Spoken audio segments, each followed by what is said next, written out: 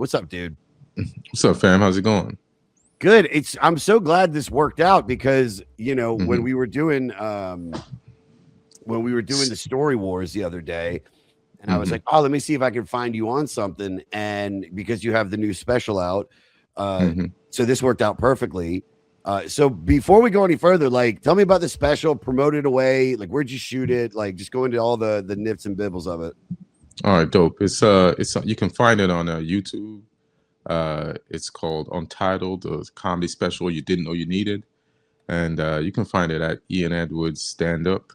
And I shot it like last year, like around August, and I paid for it myself. Nice. Shot it at the Comedy Store in La Jolla. Collaborated with the Comedy Store, so it was dope to do it with them. And they let me use the place. So shout out to the Comedy Store and Pete and everybody over there, and Brian Bollinger at the time, Brian or Jeff. I always mix up Jeff. Which one? Brian Jeff. I'm trying to think. What's Jeff? I know Brian. It's Brian. Brian who did podcast studio. Yeah. Oh yeah. Brian Bollinger. Yeah, produced on my show too. Yeah. Oh, dope. Great guy. And we bless you. Thank you. And wait, I got one more. Hold on. Wait, I got one more. Hold on. Jesus Christ. Always coming too. I thought it was threes.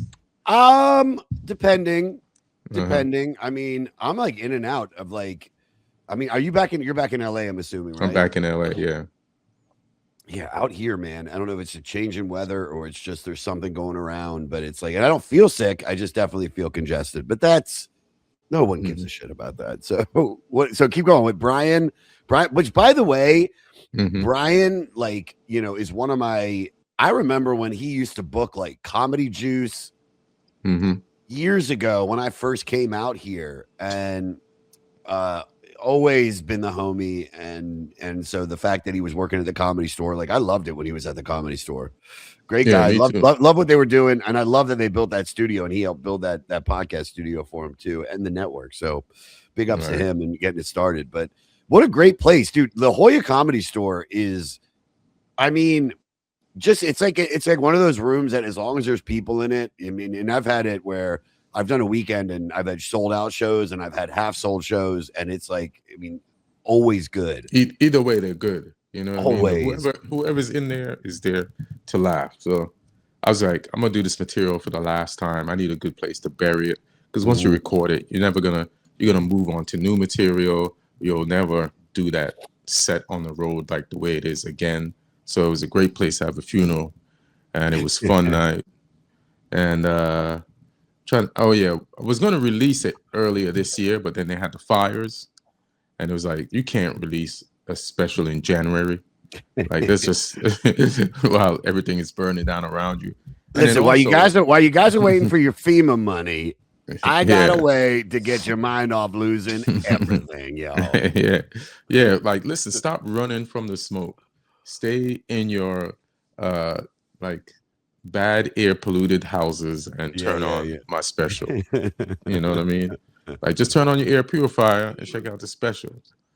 But I wanted to like also give back to LA, so I'm dedicating, like, it's a month. The special is on YouTube, and I'm giving like all the money generated from like AdSense or views to charities that help victims of the fire. So if you watch the special, you're just helping the victims of the fire just by laughing your ass off. Yeah, good. And everybody out there, man, Ian is like, not to fucking gas you up, but Ian's one of my favorite comics. Like, you're such a great writer, you're such a great comic, and you know, you're still, some of my favorite sets at the Comedy Store are watching people with some of yours, which you talked about in an older podcast, but about the one where I first got to see you. But I mean, me and Angela used to fucking laugh our asses off about Shark Attack. I mean, you know, like, I mean, that's such a funny premise. The idea that you going into the shark's water, you called it an attack, but you're really going into their living room. Right. You know, it would be an attack if they met you in the sheet. Would be like, you're watching TV. Right. I mean, it's so great, dude. Oh, thanks, man. It's good. And I'm glad you said Angelo was back there laughing too. That's like, I rated him as a comic. So that's dope that both of you were back there enjoying. You know what I'm saying? So Oh I my appreciate God. that. I think Ewan, when I started doing those, because I remember Laura Valdivia and Sarah Tiana ran the Unknown Theater, and they dropped it, which I never understood why. I guess they just got too tired of like trying to book it and do all the bullshit. And for everybody listening, we I know you've heard me talk about the Unknown Theater, but that's like such an important place in my career, where I met the band, where I met Ange, where I met Burr, I met Porter, like all the guys I fuck with. Kind of developed what the goddamn Comedy Jam became eventually. But when we stopped doing it, or they stopped doing it, and we started booking it, me and that, do you remember Sax Carr? Do you remember that dude? I think so. Yeah, he was like a casting dude. He was very, I mean, not shit talking whatsoever. Like he was a funny comic, but he was a shit talker, and like would just, I mean, it was so funny. You wanted to see Angela be uncomfortable. I remember being at the Comedy Store once. We're up in the belly room, green room, and Ange, it's me, Ange, Sax Carr, and somebody else. And Sax Carr like says something. He goes, he's like, so that Tony Hinchcliffe is kind of an asshole. Like Sax said that, and fucking Angela just stands up and goes, okay, well, I'm out of here, and then just make the beeline, because he didn't want to be involved in that whatsoever. Right. But Sax, me, and some other dude took over the show from Laura and Sarah. And I remember you were probably one of my first like headliners that I had booked. So, at the Unknown Theater, dude was like, I remember doing it. Yeah. Sickler. I'm trying to think who else we used to book, like Todd Glass. Where was the Unknown? Santa Monica and Seward. It was okay. It's now like a side street. Yes. So it's right in the theater district. Like I would say in between, it's right there almost on the corner of Santa Monica and Seward, which now the area is, especially that venue, is a Scientology like recruitment center, which so that's what you was doing. That's what you was doing to everybody over there. I mean, dude, bro, I've woken up and felt lost, but also found, and I've woken up and felt anxious, but also still. I've woken up. This is like how they get you. They're like, they give you the full gambit of everything. Do you ever wake up feeling crazy, but also sane? And you're like, yeah, I do feel crazy and sane at the same time. Are you hungry, but also full? Yeah.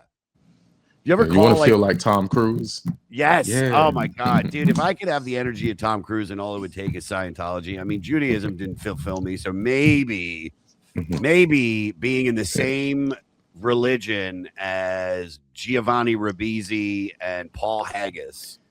You want to be fearless like Tom Cruise. You want to do your own stunts unnecessarily, hang from a plane. Did you see Mission Impossible 3? That's crazy.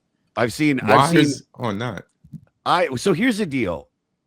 I think that Tom Cruise is arguably the greatest living movie star, and not best actor, just movie star. Do you know what I mean? Like, he cares about the film, the experience. He cares about the audience, and like the way that he's the Steve Jobs of movies. He's innovative. He's ahead of the game, and he tells a bunch of other people. He comes up with the ideas. I want to like hang from the side of a plane or jump across this building, and then Christopher McQuarrie and his stunt team figure out a way to write it into the script and do it.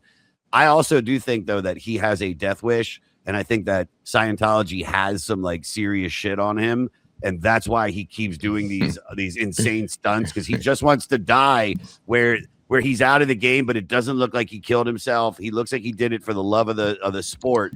Because they'll be like, all right, so in this scene you're doing X, Y, and Z. He goes, well, what if I set myself on fire? And they're like, it's a Christmas movie, Tom. Like, you don't. You're at the dinner table hanging out with everybody. Yeah, but what if the candle hits the thing and it sets me on fire? And then I run out and jump out the window and it's 40 stories down and I'm in that pool. Like, he just has something that he gave to Scientology that they have on him, and I think he's, they know everything. Yeah, I mean, motherfucker's amazing. I'll tell you that. Dude, amazing. those movies are thorough, and I watched them all over again because the series you can call it the series was coming to an end. So I was like, and they in the last two they used stuff from the prior ones. So I'm like, it's been years, so let me watch this whole Mission Impossible universe over again. I feel like Mission Impossible started from Mission Impossible 3. That's when it like really started. Like that's when the rabbit's foot, like the reference from, I know they use a reference from the first one, you know, in the later ones, but the rabbit's foot, and just in that movie, he just started running. Like that's when he started running. Like just, you know, the Tom Cruise Mission Impossible run that he the stole run, from, the run that he stole saying, from Mel Gibson in Lethal Weapon. I think he can outrun Usain Bolt. I think he is that. he's I show speed versus the Ashton guy that sticks his face in the weird water with the cucumber slices. That Jack influencer yeah, he beat guy, him. Ashton. I show speed beat him. Yeah, but I'm just saying Tom Cruise could beat him, and I think he can keep up. I think that's the race. I show speed versus Tom. Yeah, he's the fastest white boy out there. Yeah, that'll be a good race. I mean, he's a 65-year-old dude. How old is he? Hold on. How old is Tom Cruise? Let me check. I don't know, but his fast twitch muscles are still and fibers are still working. I'll tell you that. He's not pulling anything. He's 63. He has the fast twitch. Like I think the outside of Tom Cruise is white, the inside, all of his muscles, all of his ligaments, all black people. I don't know how he did it, but he has got the quick twitch that white people wish they had, but all black people have, and that is what most sports announcers in the 80s, with what I just said, got fired from all of their on-air duties because they said, "Hey, you know the black people, they got those quick twitch." Yeah, you just Jimmy the Greek yourself. Yeah. I couldn't think of it. Ah, man. God damn, dude. Well, listen, everybody, go see. I mean, watch Ian's special. Like, support him. Yeah, dude. I'm so happy that I got to see you. Oh yeah, and there's one more thing about it too. Like, what was it this week? Like, Vulture just voted it in the top 10 specials of the year. So, you know, I didn't make it expecting that. So shout out to Vulture, and it's the only special in the top 10 that wasn't on a streamer. And Burr's one is in there, and a few other reputable people one is in there. So I'll take that. You know? No, that's amazing, man. That really is money well spent, dude. It is, you know, the streaming giants can pay whatever they want and you know and give whatever money to an influencer or some, you know, flavor of the minute comic because they got a following and they're like, you know, the hip whatever, because they're blowing up on just doing like, you know, I'm not going to name names. And then there's like the people that have been doing it for, you know, for years and have like molded their set, you know, and it doesn't make a difference where it gets out. It's just, it'll be seen because funny's funny. And that's what I'm saying. Like, good for you, man. Like, you know, because I know, like, you know, how much Netflix and Hulu hate you for what you said about them years ago. It'll never work. Blockbuster's the shit. This is fucking stupid. Nah, I love it, man. And I mean, also that the last special, you know, to have it produced by Burr, I mean, that's basically the co-sign that you couldn't even, you know, he recognized it. It was like, it's just the shit that he's done for like you, Jessica Curson, which it's like changed everybody's life. So big ups, you know, to Bill Burr, yeah, man. All right, you want to talk about Bob Marley again? I'll talk about whatever, movies, music, whatever. You know, we got to do a little bit of this. We got to do enough that the fans do not get mad. You have to show the respect to the record, but also, you know, still make it interesting for Joe Schmo that might have only listened to a couple of the songs, or some people I don't even know if they listen to the goddamn fucking album that we're putting up. I've had a good run too, man. We're finally starting to get into good shit, dude. We're finally consistently, dude. Consistently. I just had because we're doing these out of order because I'm leaving tonight to go to Phoenix at 6. Oh, why are you doing that? Why are you doing that to yourself? I'm opening for a buddy at the Celebrity Theater. He's doing his Netflix special taping, and he just wanted me to open for the weekend, and then I'm going to LA for a few days, which I haven't been there in a minute. I'll see you out here then. Oh yeah. I'm kind of bummed that I missed the Comedy Store party this week. I know. Yeah, I went to that going? I went on Sunday. Yeah, like if I don't go to the Comedy Store Christmas party, I feel bummed too. So I was happy that they put it on a date that I'd be not on the road and be able to do it. Yeah. Like I know on a comic, one of his shows got canceled on the weekend, and he was happy that he'd be able to go to a Comedy Store Christmas party. Like, because you bust your ass all year, and then they're gonna be there and celebrate, and you want to be there for that. You know what I mean? Oh my god, so it's a fun times. I used to fly in for it. I used to make it work where I would, when I first moved out here to New York, Richie would be like, dude, come in and blah blah blah, and then they would give me either my Monday show, so I would come in, do the Monday show, break even Steven or whatever, and then fly out. It's just funny. Like I haven't been to Los Angeles since May, because I was in Europe for the 3 months. And then when I got back, like October, I think I was like working on that Sunday. November, I didn't do a show, and so for this month, it just worked out perfectly. Where it's like I'm going to Phoenix. The Netflix is already buying me my ticket out there, and then on top of that, I'll be like, cool. I'll just jump on a 30-minute flight to go out and then hang out for a few days, and it works out. I might miss the Comedy Store party, but Laugh Factory party is on, I think, the Monday night. So I'll do my show Monday. What Monday is that? Because I think trying to this find Monday. Out. I think this Monday.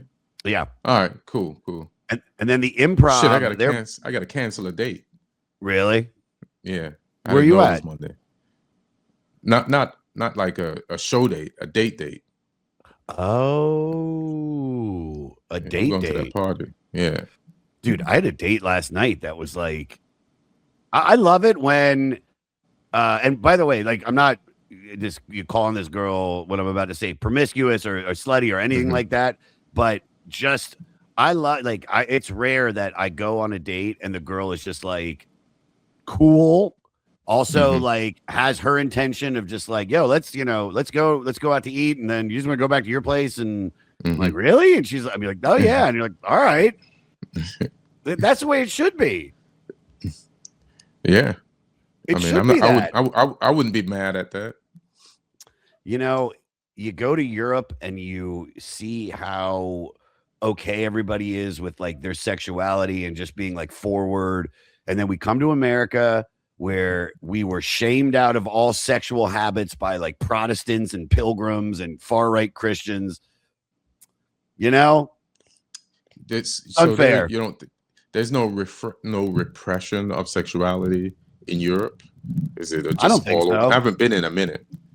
I honestly think it's so funny when I was in London and I was there for a while, and I'm talking to not to like name drop. Well, so a famous comic from Australia that is on the podcast that I love to tell. Hilarious. Yeah, he goes, it's the hidden gem of the world. I'm like, what's that? He goes, that all British women are sluts. And I'm like, really? And he goes, they're the only women that the only country that I fucked multiple women in alleyways. years ago. And I was like, there's no way. And then every show that I did at Top Secret or anywhere in London, I would just meet chicks. End up in the back of the alley. Dude, same alleyway. There's like, they have like, it's like just like the Jack the Ripper alleyways where it's like, this is prostitute alley. I don't know. That was more of an Australian adds to it. The threat of being murdered. Dude, probably heightens. And it's just in America, I don't think it's like, I don't know, man. Not enough alley sex in America. Not enough, man. Not enough. And that's not saying that I haven't had alley sex out here, but not nearly as much as I think what's going down in England. Right. What's Jamaica like? Are Jamaican women promiscuous? Is Rastafari? I don't know anything about the religion. I'm gonna try to see if I can scoot this back into Bob. Right. If like Catholicism, not Catholicism, yeah, Catholicism, it's like they're about, is it waiting till marriage or maybe no protection because they always want to make kids? How is sex in the Rastafari religion? Is it like wait till marriage? I mean, most Jamaicans aren't Rastas, but I know you're trying to talk about Bob Marley, but I feel like whatever, like I haven't lived in Jamaica for a minute, but yeah, the issue with sex there is nobody wants their daughter to get pregnant. Obviously. So, and that was back then. So then that was a big like mark on your character, on your family's character. So it's like kind of like shamed, and like sex is like looked on, or was back then, like something you shouldn't do. So you're talking about being repressed here. It might back then, definitely it was repressed. Like there was no abortion clinics either. It's not like you can't get rid of it. You know what I mean? So I feel like people did take chances, as young people. We're always gonna find a way to try to have sex, but I don't think, first of all, not a lot of people had their own place. So like, but where there's a will, there's a way. But I feel like there's a certain amount of repression, but there's also music that sings about sex all the time. There's songs that's just all about sex in dancehall. You know what I mean? Just like how good you beat it up, like what you did to it, how you made her scream. So, you know what I mean? How what you is made that her dancing? feel. What is that dancing where, it's literally, you see the Daggering. videos. They're beating the shit out of it. They're doing like a doggy style type dance. It's like a dance hall. That's definitely not doing it to like this kind of reggae, but it's like, right. It's WWE sex. Yes. It's WWE sex dancing. Yeah. From the top rope. Oh, he's getting his freak on. And it's just have you ever been? I feel that's not your vibe. You're not. No. I don't even dance, much less like WWE dance sex. I feel like that's a way to get your sexual like repression out in front of people because there's no way to go. So let's create this fun dance and like blatantly do it so that nobody takes it seriously. And I'm having some sexual contact and not getting pregnant. So that's the equivalent of like Mormon people soaking. It's just like Jamaican people fucking wrestling Jimmy Superfly Snuka off the top rope onto a fucking. Yeah, even though I don't know what soaking is, yes. It's all right. I did know what it was, but I forgot. You just put it in and don't move it? You don't move it. And sometimes people like what they would do is it's not sex, but sometimes they would have somebody like jump on the bed. So because they can't do the movement, but somebody else can influence it by moving. Dude, it's crazy, dude. So not only are you having sex, you're having a threesome. So you're making it even. You're doing it worse than you're pretending to not do it at all. They're constantly trying to. What's the word I'm looking for? Not cheat God, but loopholes. Loopholes. Thank you. Yeah, there's always like loopholes to making something. No, we're not doing anything wrong. We're doing it straight by the book. It's like, but if somebody gets pregnant, whose baby is it? The person jumping on the bed or the person who's just soaking? It's his baby. I told him to stop jumping. I think it's the soaker. I think it's definitely the soaker. Yeah, I think the person is like the person just jumping on the bed is like he's just a concierge to it. You know what I mean? Can we get you anything? Do you need me to jump harder? Are you short water? Anybody? It's crazy. So who is the woman who's being soaked? Who is she yelling harder to? The jumper I don't think she's or the allowed to. person who's in it? I don't think she's not allowed to. I'm not saying she's not able to go, hey man, like Right. maybe go to the right side of the bed this time and jump over there. I mean, maybe there's that. I don't know, man. It's Can hey you get Alex. soaked? Can you soak from the back? I think you Can can. you soak doggy style? I mean, you can soak any way you want, dude. You can Right. do reverse cowgirl. You can pile drive soak. Mormons. I mean, it is like a fascinating, like they have so many loopholes to get around the idea of, like, you do a lot of them. If they put it in the butt, it's not sex. So That's a Catholic thing too.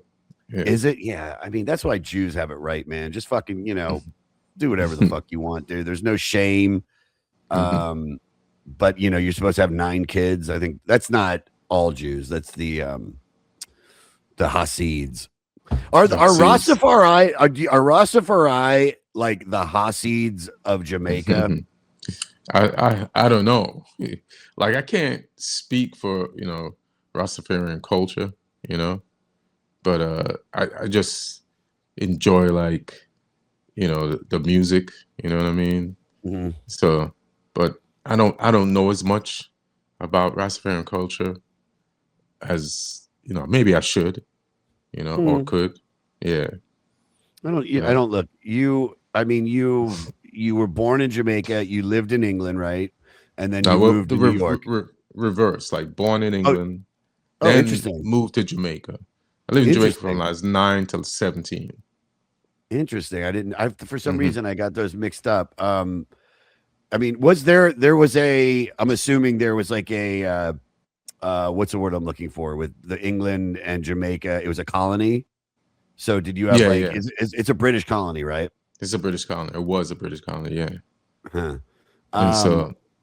And so I feel like there was a time in British history when, after all the wars and, they're trying to rebuild England, and they're like appealing to people from their colonies and prior colonies to like come to England and like replace people and help them rebuild and, get their economy together. There was a group of Jamaicans called the Windbush generation that moved to England from Jamaica. And I think it was called the Windbush generation because of both. There's like a famous like TV series on Netflix or HBO, done by a really good director called the Windbush generation, or something to do with that. And it's just about like West Indian or Caribbean lives when they first moved to England, like dealing with the cold, dealing with accepting white people and sometimes racist white people, you know what I mean? And just dealing with just like the changing culture and keeping their culture, as including like music, like my parents, like they might have gotten there after the Windbush generation, but one thing that they kept with them is like Jamaican food, what they cooked, and like music. Like growing up in a British Jamaican household, like you're hearing reggae all the time. You're hearing Bob Marley. My cousins are playing it.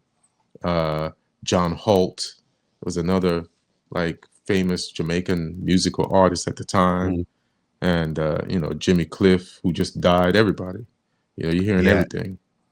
Yeah, I just saw that Jimmy had passed away. I mean, I'm looking over the history of what was going on before this record, because if for everybody tuning in, which you probably see it anyway, our record today I'm going to say Bob Marley and the Wailers, but it's listed as just the Wailers.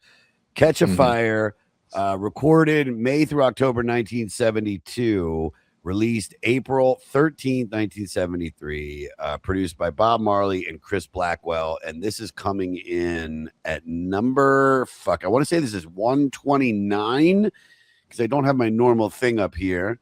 Because I'm using that. Oh, don't tell anybody what I'm using. But this is, looking back at the records that were pre this, I mean, I feel, and maybe I'm wrong, but I feel that this is probably what really is the start of what everybody eventually went on to not just love about Bob Marley, but this is, I mean, this has got one of his most iconic songs on there, Stir It Up.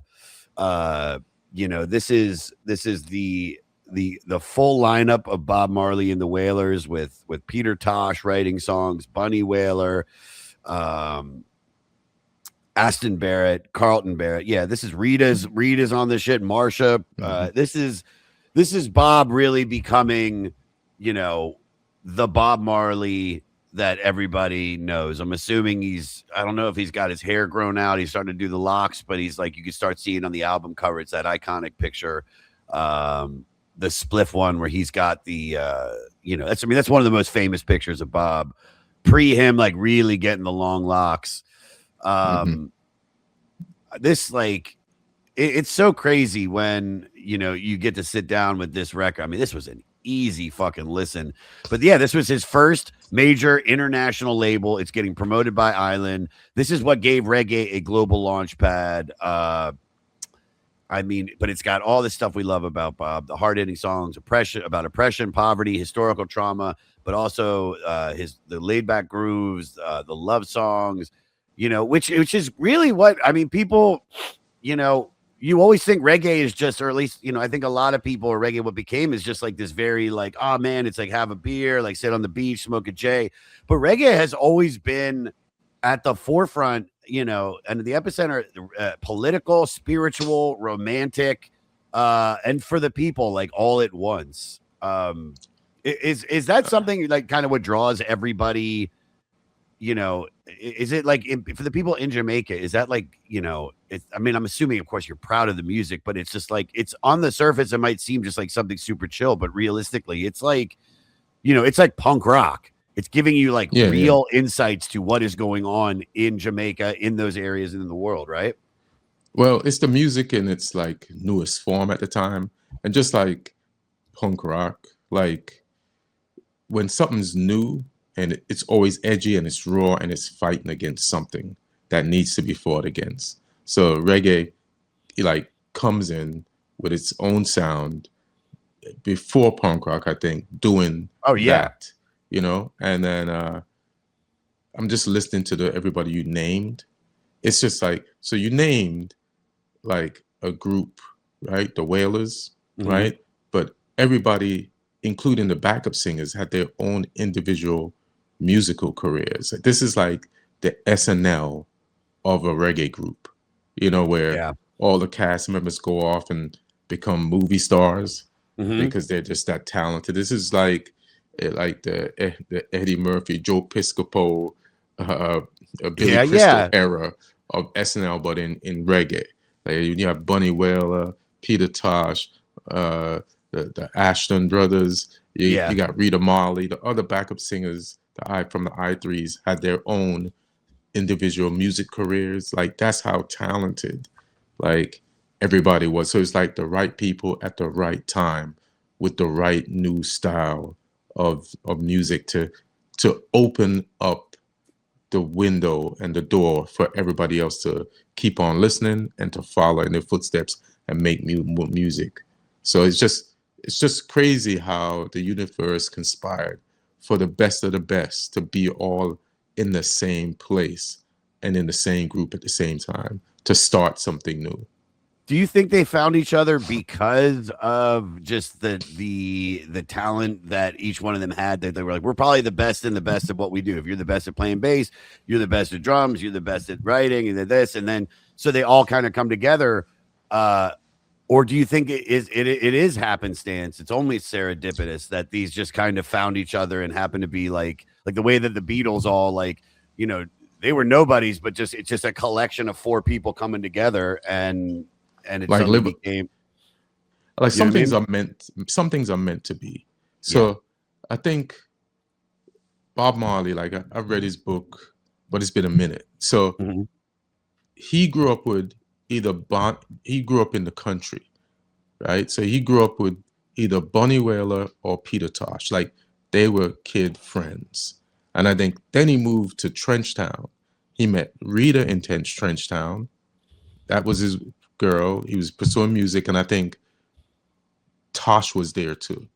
right? I might be mixing up the names, so don't kill me. But like when you grow up with somebody, and and then you go to another town and you meet the woman who's going to be your backup singer and romantic partner, who some of your songs are about, and then there's another guy there, and then you're pursuing music and you're all doing it together. That's just this was gonna happen, bro. This was gonna happen.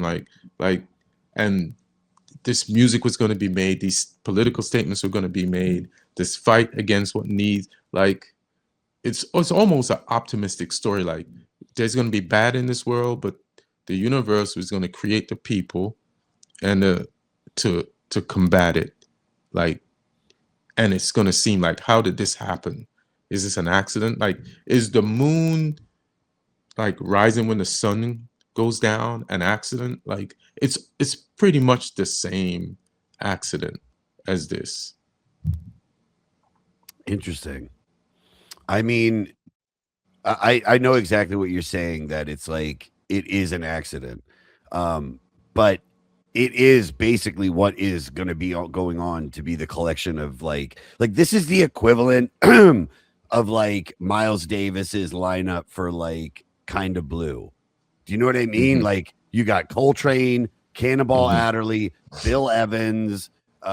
You've got literally the greatest collection of jazz musicians of the time, all working on this one record under the name of, you know, of Miles Davis. But then all of them go on to have these incredible careers, right?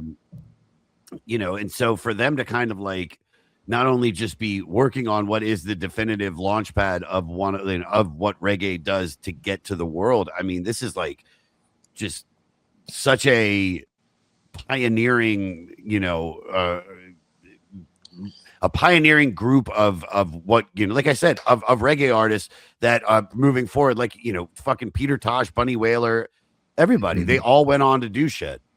Right. And it's a no-brainer now, but, you know, when they were pursuing music, it didn't even really exist in the way that it exists now.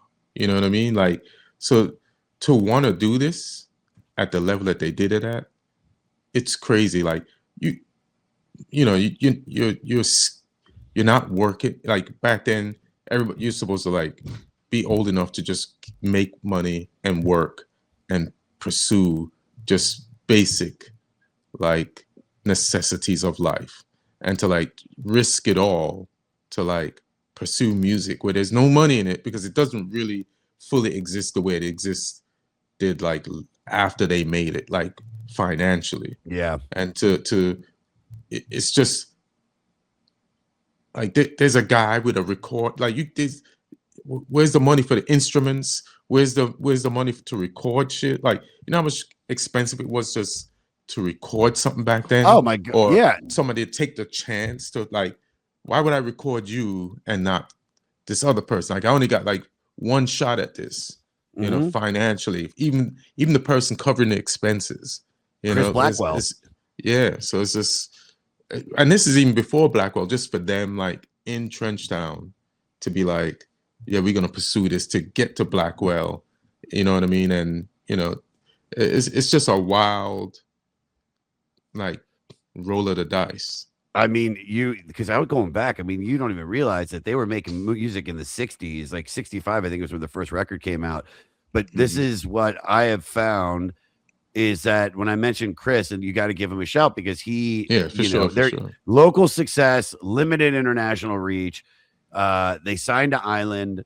Now they're trying to pivot their career globally. And then Chris Blackwell, the label founder, offered them, like you said, we're talking about to get financial support, but now you're getting like in the studio, not just for a single. He's trying to get them to write a record, and which you know at the time was bold and very unusual for a Jamaican group. So this led to what we're talking about today. Recorded in Kingston, taken to London, where multi-tracks were remixed, overdubbed, and broadened their appeal to the rock audiences. And then taken to the United States, they tour around there, and that's what kind of starts giving them this it just starts transforming them from just a Jamaican-based act to like a global phenom. And a lot of it has to do. I'm not saying it, I mean, they would have eventually got there, but you need to have that backer. You need to have that person that really believes in them. You know, I think it, and I'm reading here, it's that Chris, his decision to market the Wailers like a rock band is what changed the trajectory of their careers. Do you think like Jamaican artists have historically like needed the Western intermediaries to be heard, or do you see the dynamic like shifting today? Do they need the people from the West to help? I mean, Jamaican music has its own ecosystem in Jamaica. Yeah. So like growing up there, you hear artists like when I moved here, right, to New York, like I have a completely different set of musical, like, I don't want to say knowledge, that's the wrong word, but like I grew up with different music than I grew up with here. Like we played American music there on the radio, on anything that was hot, that was British, and Jamaican music.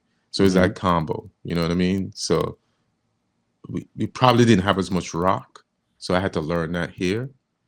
But and even when I moved here, you didn't hear Jamaican music on the radio. There'd be like 1 hour on a Friday night when a regular like New York hip hop station would play some reggae. You know what I mean? So then it's just later on, like other artists broke through, like Shabba Ranks and Buju Banton, and who else could I think of? Like Shaggy broke through. Snow. I guess Snow. Yeah, Canadian Snow. Yeah. Do black people hate, like, I wasn't mad at Snow. I wasn't mad at Snow. I mean, it's like you have to imagine that, like, when you're a black hip hop artist and you're doing what you're doing and you're not getting the shine, and then Vanilla Ice comes out and immediately blows up. And then it's like, and then the same thing with reggae. I mean, it's like such a hard music to break through. And then he fucking does that one song. I mean, dude, that was a number 1 hit. Yeah, it was 100%. And you know what? Reggae artists co-signed it. They liked it. Really? Did they really?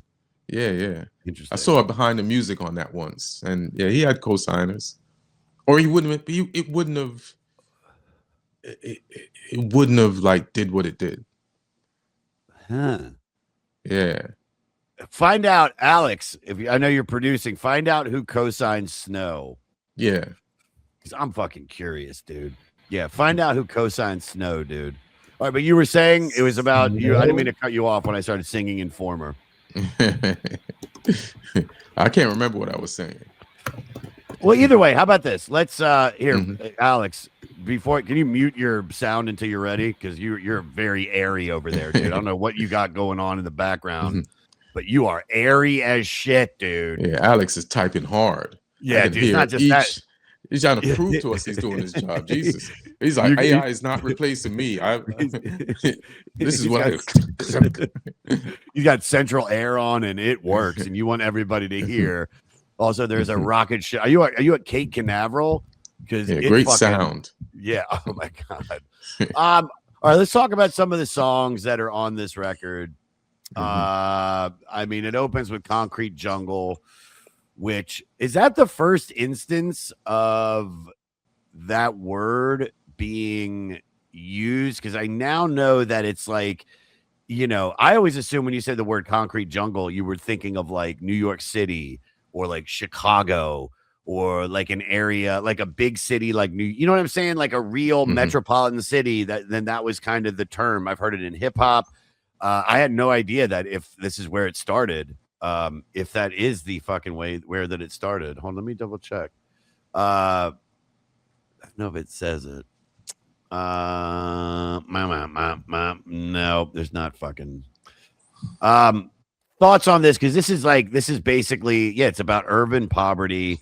And the lyric, "No sun will shine," it evokes the struggle of living in the concrete jungle. bleak, but great song. And that's what's so funny about reggae is like you don't even realize that they're saying something like heavy.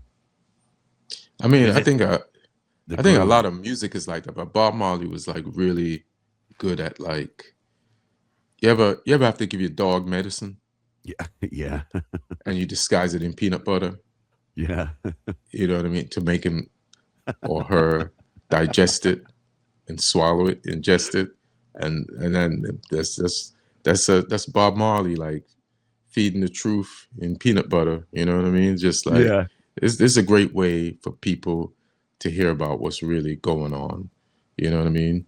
Plus, you need the sound, the right sound. It's all genius. You need the sound, it to sound well so that people are dancing to it. So maybe later on they'll listen to the words, but like they might enjoy it first, or they might listen to the words first. Some people may never dance to it, but it's got to be something that everybody likes about it so that you could like push your message across and make people come to the realization of what's going on. So it's pretty genius shit, man.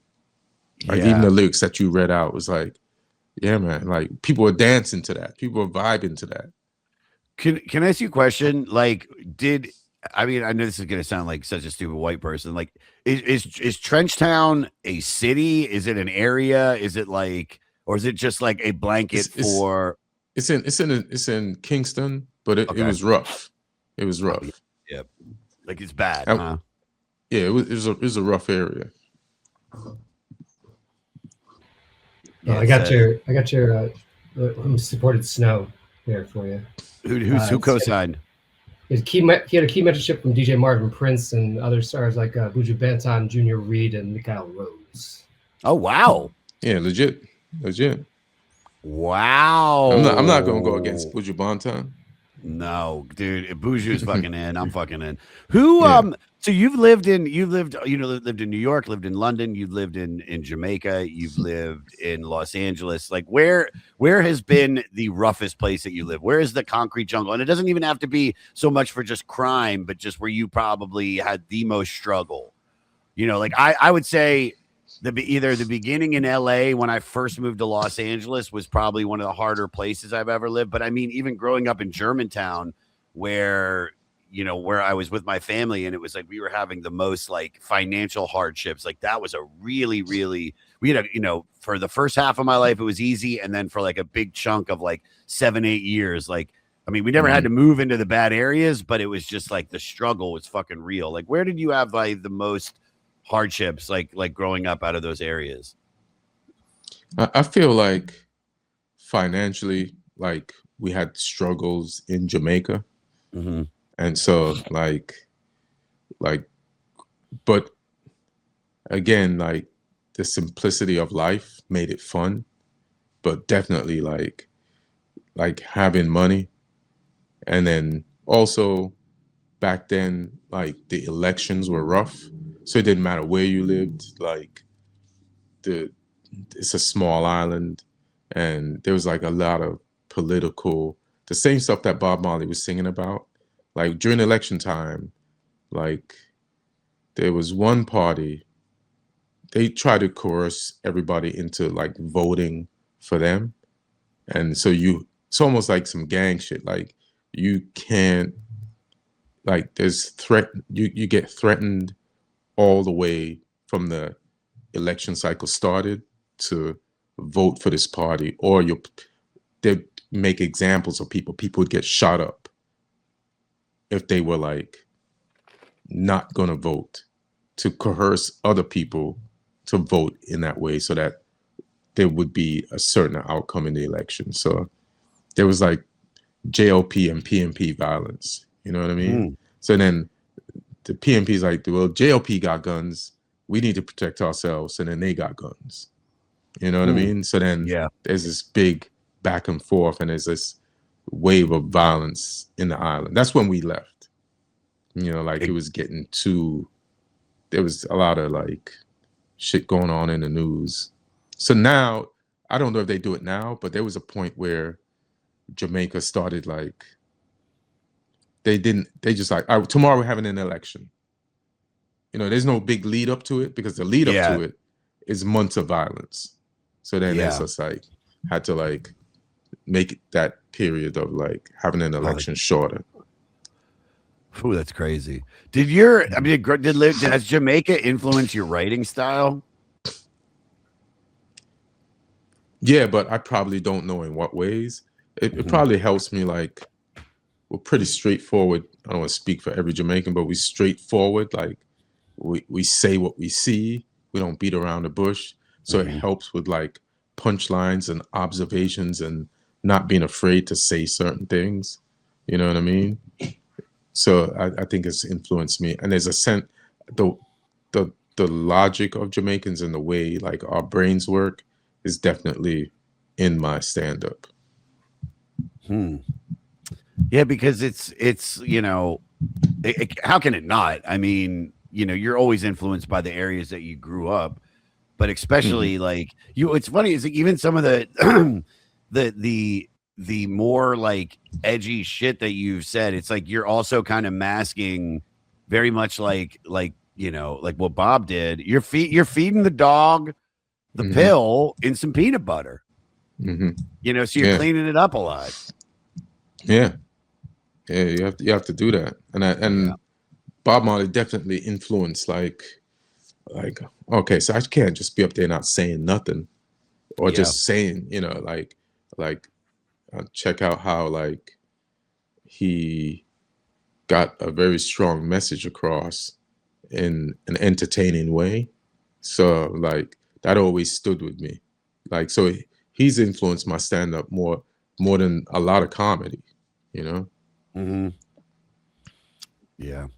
First 3 songs, actually, maybe the first 4 songs on this: Concrete Jungle, Slave Driver, classic protest song, you know, 400 Years, another song is about historic injustice and suffering, Stop That Train.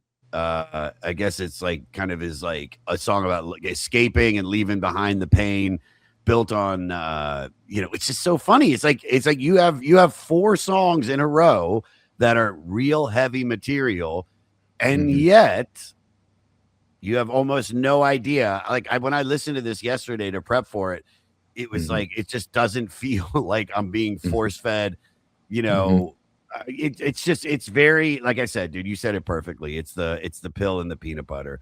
But then you finally get Baby, We Got a Date, Rocket Baby. There you go. Something romantic. You know, showcasing the versatility beyond the political tracks. But I, honest to God, it's like, what a crazy record to have like literally the first 4 songs be these heavy political things about what's going on in the world, what's going on in Jamaica. And then the second half is all like kinky reggae. You know what I mean? Stir it up, baby. We got a date. So it's like, I guess you got to fuck after all the fighting. You know what I mean? Yeah, you gotta, like, exactly. It's like, it really is. It's like, you know, I mean, how does, like, when you're writing something about heavier themes, how do you soften it, you know, for your comedy? Like, what would you do? I just make sure there's punchlines in there. You know what I mean? Like, if I'm gonna say this, then there's got to be punchlines in there. Also, you got to smile.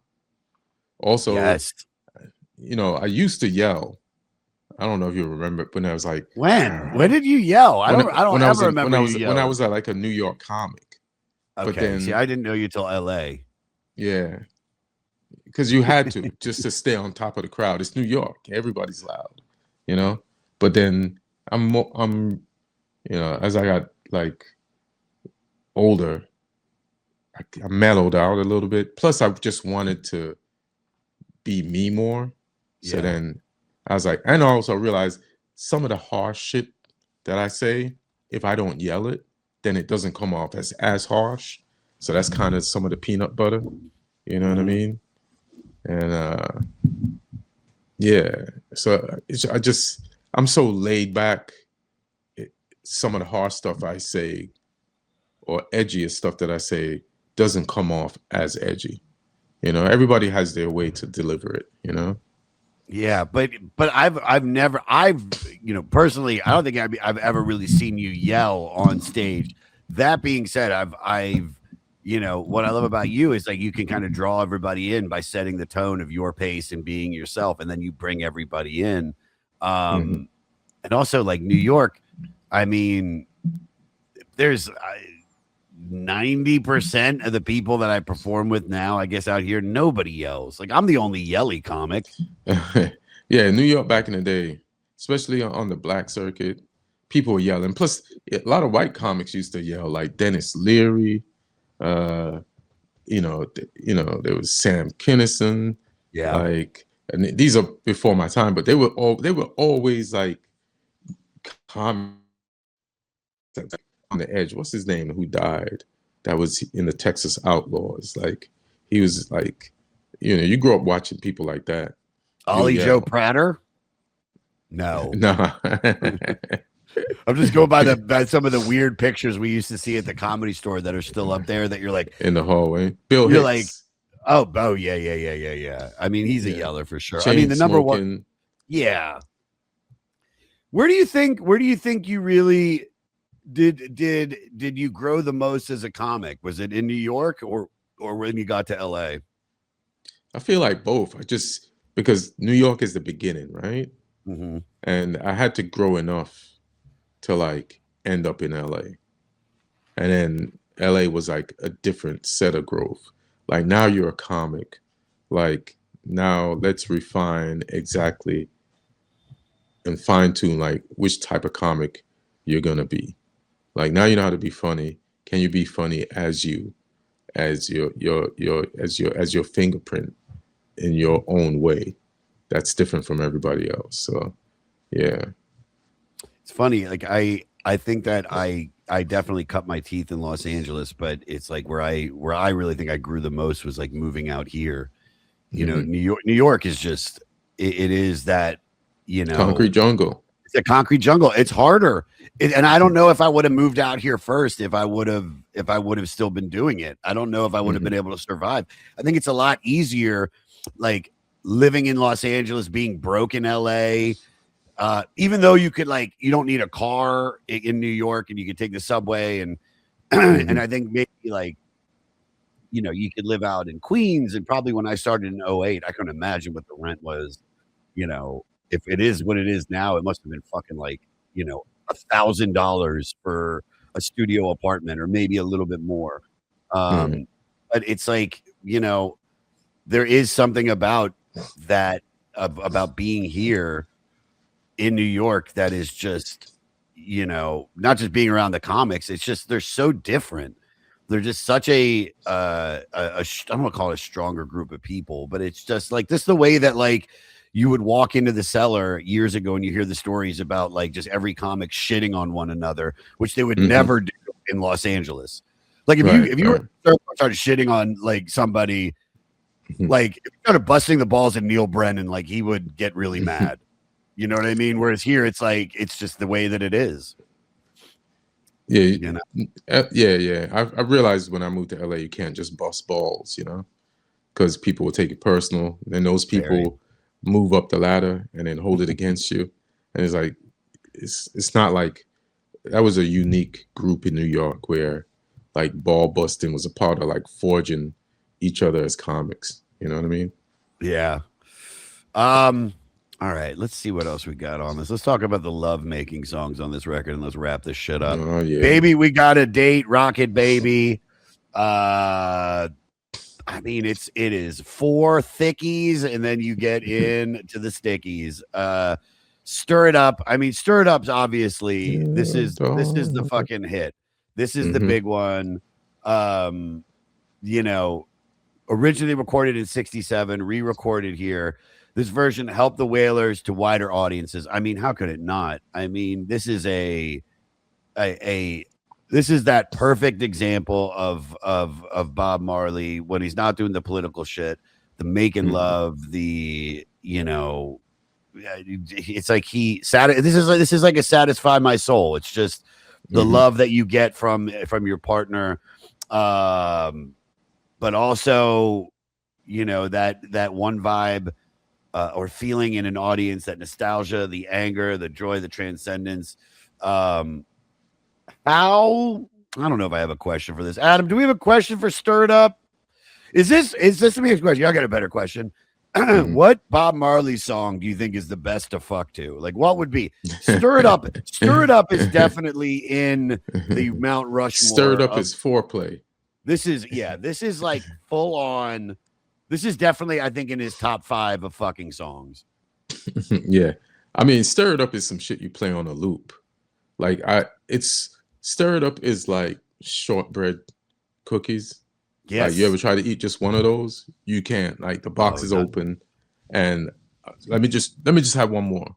Let me just have one more after I finish that. So Stir It Up is like shortbread to me. It's like I play it. It's over already. Shit. I'm gonna play it again. I'm sure one more spin will be enough. And then you're like, shit, I gotta hear this shit again. Like, that's what Stir It Up does for me. Even like when you're just talking about it, I could just hear it in my head, and I was like, damn, I gotta play this shit right after. Yeah. You know what I mean? Oh no, I completely agree with you. And I'm looking at just like some of his, like, I'm going by like straight up his greatest hits. And I know he's probably got deeper cuts that are much more romantic and sexual and setting the mood. But I mean, this is just off a legend. I mean, Satisfy My Soul. I would say Waiting in Vain. I would say Stir It Up. Yeah, I honestly, and then I would say maybe what is off of what was the other one? Natural Mystic. That was the other big Bob record that, you know, hold on, Bob Marley. There it is. This is like, yeah, hold on, Natural Mystic. Is that what it is? Is it Natural Mystic Greatest Hits? It was like a second legend for him. Yeah, there it is. Here it is. I got it right here. The legend lives on. Oh, this is a good one. Yeah, I mean, they got No Woman No Cry, but I don't think you can really fuck to No Woman No Cry. That's more like a poem. Yes, No Woman No Cry. That's the Romeo and Juliet. That's the thing you play. That's the Michael, what's his name, John Cusack reggae boombox song. You know? On the boombox. Yeah. No Woman No Cry. I mean, dude, I'm telling you, I think it's like Sun is Shining. We already got, but like. No, Sun is Shining is not a sexual song. Natural Mystic isn't. That's about like, you know, fucking. What is Natural Mystic about? That's not about fucking. No, it's about spirituality. Yes, thank you. This is like his Blowing in the Wind. Easy Skanking. I mean, no. Excuse me while I light this bliff. I guess you could fuck to Pimper's Paradise. Maybe the beat of Paradise. Yeah, I mean that song rules, man. No, I would say there you go, dude. I would say out of the hits, the top 3, I put